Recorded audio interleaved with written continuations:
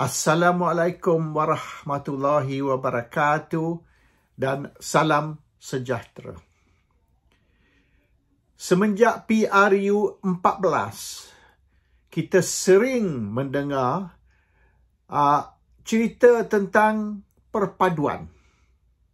Perpaduan Melayu, perpaduan ummah. Dan pada PRU 15, Anwar Ibrahim telah menubuhkan apa yang dia panggil kerajaan perpaduan. Kononnya. Hakikat yang sebenar, dalam 1000 tahun sejarah orang Melayu tidak pernah bersatu. Tidak ada perpaduan di dalam DNA Melayu. Orang Melayu tidak ada jiwa atau sikap untuk bersatu. Jadi dengan kita mencerita perpaduan untuk orang Melayu, untuk ummah dan sebagainya, itu apa yang dipanggil dalam bahasa Inggeris a fallacy. Satu dongeng. Semenjak bila orang Melayu bersatu? Semenjak bila orang Melayu menunjukkan sikap ataupun jiwa perpaduan? Tak pernah. Baca buku sejarah, belajar sejarah, dan barulah kita boleh bercerita tentang perpaduan orang Melayu atau perpaduan ummah yang mustahil akan berlaku sekira dah 1000 tahun. Tak boleh berlaku 1000 tahun ke depan pun tidak akan berlaku. It's a fallacy. Okay, is a fantasy. Satu dongeng. Tengok serangan ke atas Melaka tahun 1511. Walaupun tentera Portugis boleh dikatakan handal. Mereka ada meriam dan macam-macam. Tapi orang Melayu pun masa tu ada meriam juga. Bukan kata orang Melayu pun tak ada meriam. Dan orang Melayu handal juga. Tapi masalah dia, orang Melayu Melaka tidak dibantu oleh orang Melayu lain. Kalau Melaka jatuh, lantak engkau lah. Tak kena mengena dengan aku.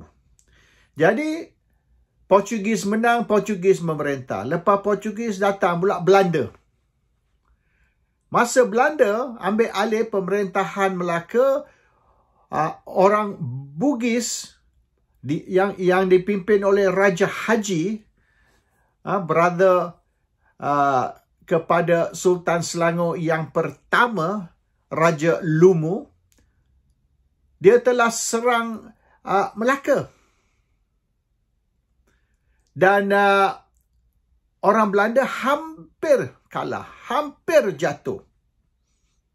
Kalau continue lah lagi beberapa minggu, kepungan ataupun siege, the siege of Melaka, atau Melaka dikepung oleh tentera Bugis. Kalau berterusan berapa minggu lagi, orang Belanda surrender. Dan Melaka akan jatuh balik ke tangan orang Melayu. Tapi sebelum Belanda boleh jatuh, orang Minangkabau serang orang Bugis. Orang Minangkabau bantu orang Belanda. Jadi kalah Bugis, Raja Haji dibunuh, dan Melaka berterusan di bawah penjajahan Belanda. Dan kemudian datang British. Kemudian datang Jepun. Jadi untuk lebih dari 500 tahun, Melaka dan selepas tu seluruh tanah Melayu dijajah oleh penjajah, ditakluk oleh penjajah. Kerana orang Melayu membenarkan ini berlaku. Bukan kerana orang British ataupun orang Jepun lebih ramai dari orang Melayu. Tak, orang Melayu lebih ramai. Tapi kerana orang Melayu tidak bersatu, orang Melayu tidak mahu mempertahankan tanah air mereka, maka akhirnya Malaya dan seterusnya, sebelum tubuhnya Malaysia telah ditakluk oleh kuasa-kuasa asing. Dan sebelum ni pun sama. Majapahit lah, Siam lah, cuma kuasa-kuasa besar semasa tu bukan kuasa barat, kuasa Asia. But Malaysia ataupun orang Melayu telah ditakluk 1000 tahun. Has been colonized for 1000 years. Baik Siam, baik Majapahit, baik Johor Riau sebelum tu. So DNA Melayu ni dia orang tak boleh berpakat, dia orang tak boleh bersatu. Dia orang tak boleh nak adakan perpaduan. It's not in the Malay DNA.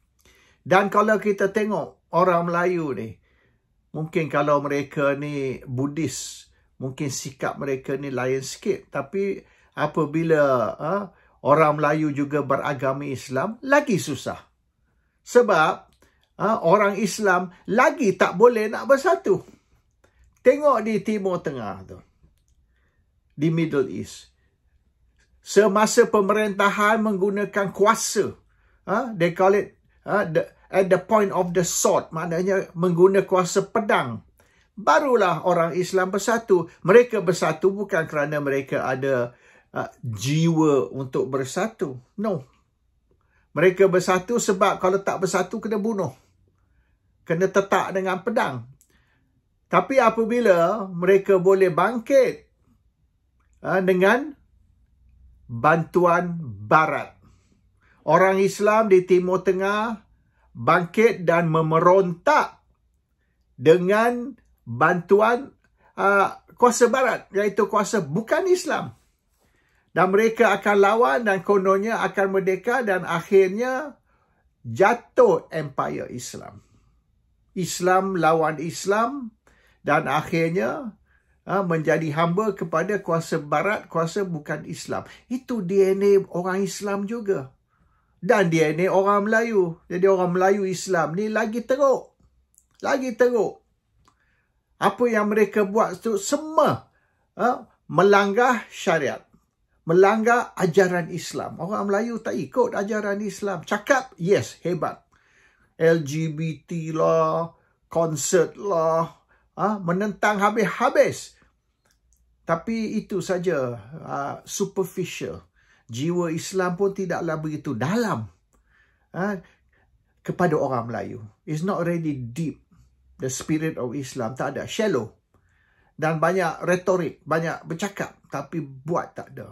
Nampak sangat orang Islam, orang Melayu ni kepalsuan mereka. Yang apa mereka buat tak sama dengan apa mereka cakap tentang Islam. So dengan sikap macam tu, dengan mereka tidak betul-betul berjiwa Islam dan mereka tidak ada langsung jiwa perpaduan, the unity punya tak ada. So bermaknanya mustahil orang Melayu ni bersatu. Dan selama-lamanya orang Melayu akan berpecah. Orang Melayu Islam akan berpecah. Mereka tidak akan bersatu. Dan kita tengoklah semenjak sebelum merdeka lagi. Sebelum merdeka orang Melayu berpecah. Dan selepas merdeka berpecah. Selepas 13 Mei 13 tahun 69 berpecah. Tahun 80-an berpecah. Tahun 90-an berpecah. Sekarang ni berpecah. Semenjak merdeka sampai hari ni orang Melayu berpecah tiap-tiap 10 tahun. Baik masa tim A, tim B, baik masa reformasi, baik masa selepas 69, apabila orang Melayu UMNO bangun menjatuhkan Tengku Abdul Rahman dan sebagainya. There's been boleh dikatakan political crisis after political crisis, one after another.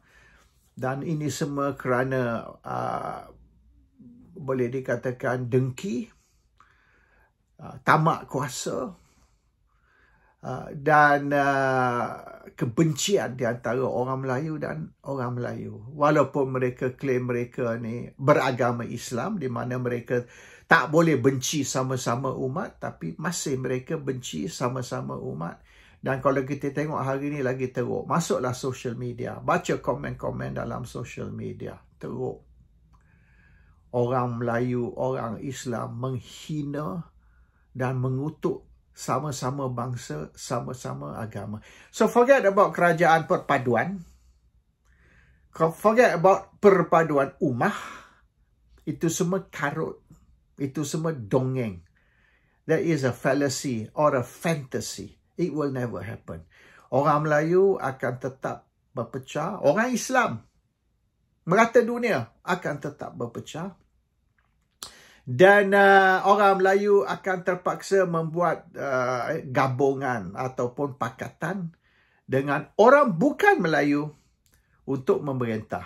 Kerana orang bukan Melayu, orang Cina misalan, walaupun ada yang orang Cina ni beragama Taois, ada yang beragama Buddhis, ada yang beragama Kristian, bercampur-campur agama di kalangan masyarakat Cina, tapi mereka boleh, walaupun agama lain-lain, mereka boleh bersatu atas pentas, atas spirit Chinese interest ataupun kepentingan kaum Cina. Not orang Melayu. Dan orang Melayu ni, dia lebih rela bermusuh dengan orang Melayu dan berkawan dengan orang bukan Melayu demi untuk kuasa. Ini sikap orang Melayu. So, the Malays dah 1000 tahun tidak kenal apa maksud perpaduan. They don't recognize unity. Bukan dalam DNA Melayu untuk unite. And it will continue. It will continue. Tak kisahlah orang Melayu ni boleh dikatakan juga orang Islam. Di mana Islam ni mewajibkan keperpaduan ummah. Perpaduan ummah can go to hell. What comes first is political power. Dan kalau mereka terpaksa mengkhianati orang yang sama bangsa, sama agama, mereka akan buat. Dan kalau mereka terpaksa menjual maruah Melayu dan masa depan Melayu dengan berpakat dengan orang bukan Melayu semata-mata untuk berkuasa, mereka akan buat. So apabila orang Melayu ni bercerita tentang perpaduan Melayu, perpaduan ummah, kepentingan orang Melayu, kepentingan Islam, forget it. Itu cakap saja. The reality is, orang Melayu tidak akan berpakat dengan orang Melayu, tidak ada perpaduan di antara Melayu, dan mereka rela tengok orang Melayu jatuh, orang bukan Melayu naik, asal orang tu bukan dia. Kalau kepentingan diri sendiri, mereka akan buat apa saja yang perlu dibuat, termasuk menjual orang Melayu. Assalamualaikum warahmatullahi wabarakatuh. Salam sejahtera.